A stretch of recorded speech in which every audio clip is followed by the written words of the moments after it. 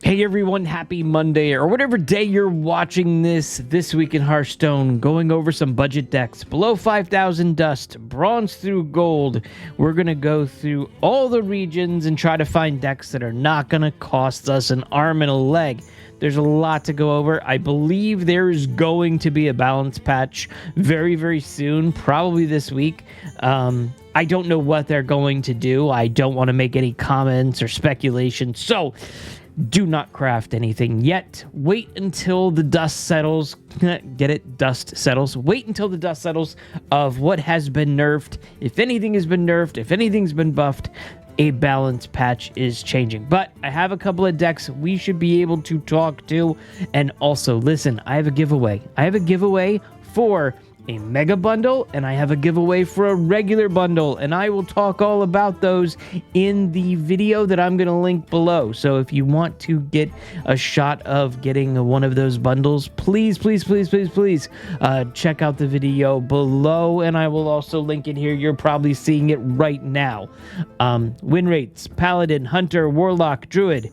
Druid actually bumped up a little bit, and look, Warrior went back down again.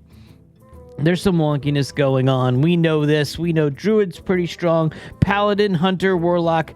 Listen, I'm okay with it being 5 good, 5 below 50%, and then just an outlier here or there. I'm okay with this meta. I have no problems with it. I know there's some that are saying that this is too ridiculously strong in certain aspects or what have you. My thing is I like the fact that there is a meta right now where you do not need to blow $150 on cards, $150 on packs.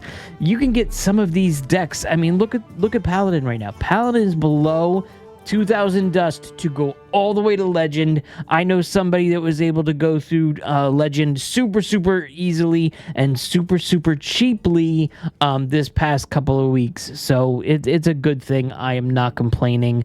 But let's talk about the decks that I'd like to talk about today, because I found some for you.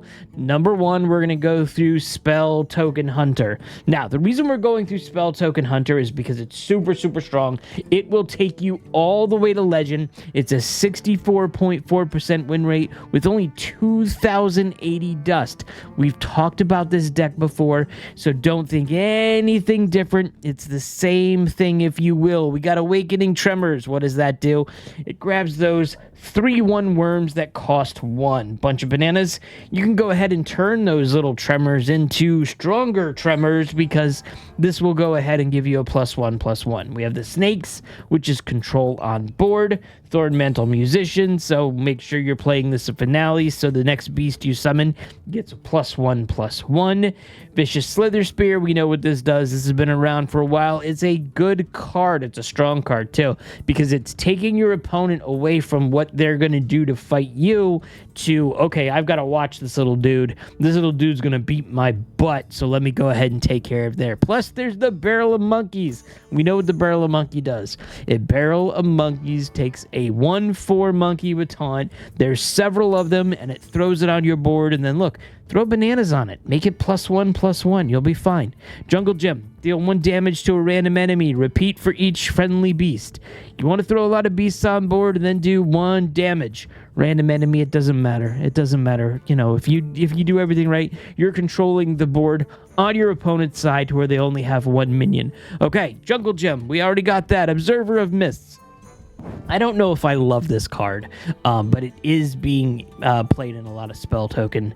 After you summon a minion with more attack than this, give all friendly minions +1 attack. So you throw this out, you throw a couple of items that throws 1/1s out, and they'll all be +1. It's strong, but it's also, listen, you have to have something combo potential to throw out several of the cards, because this is just easy to snipe. In my opinion. I think this would be better if it was 5 mana, but I don't know. Tell me what you think. Patchwork Pals get all 3 animal companions, and they cost 1 less. That's great, getting those. That's useful. Remote control. After your hero attacks, summon a 1/1 hound. We want those hounds. Those hounds are amazing. Hate the death animation. Ball of Spiders. Summon 3 1/1 web spinners with death rattle. Get a random beast.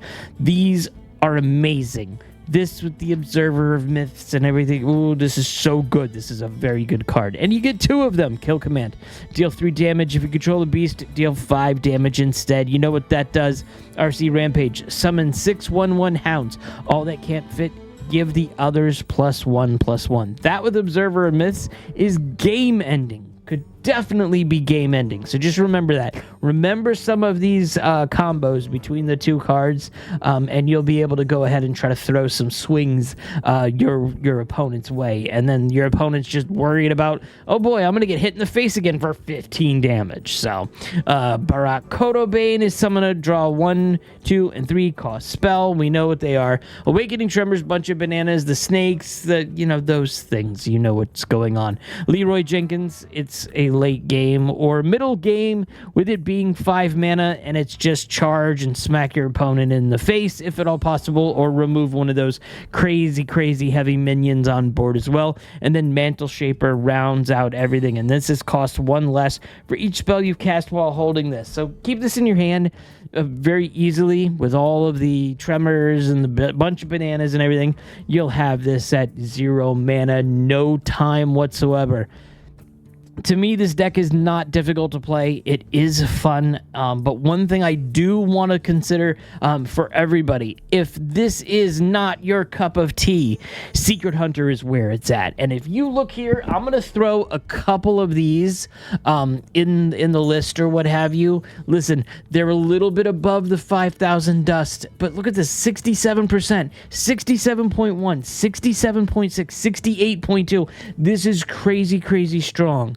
My suggestion is if you are not playing Secret Hunter and you have a little bit of dust, and listen, Secret Hunter, between Secret Hunter and Spell Token, in my opinion, Secret Hunter is a very easy to play. You're just throwing out secrets.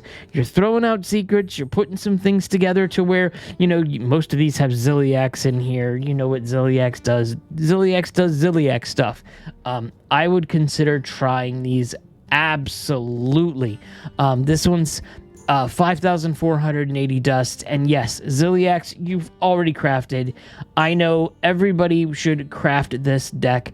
Some of these cards are definitely cards from past expansions. It's not all today's set, so you should be fine with that. Like I said, I'm gonna throw in a couple of these decks in this list on the bottom there, because this is an amazing 68% for less than 5,000, for less than 6,000 dust. 7,000 dust, but still, that's pretty huge. Okay, what are we going to talk about now? We're going to talk about Control Warrior. Warrior goes up and down and up and down. You can see the win rates here. The popularity is going up, and the win rates are going up as well. This is a strong deck. It's at 61.8% right now. It's at 4,280 dust.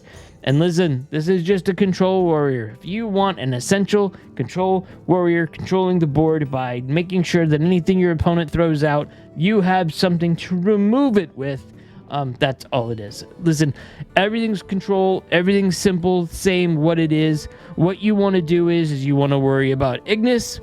You want to make sure you forge so you can get that custom weapon.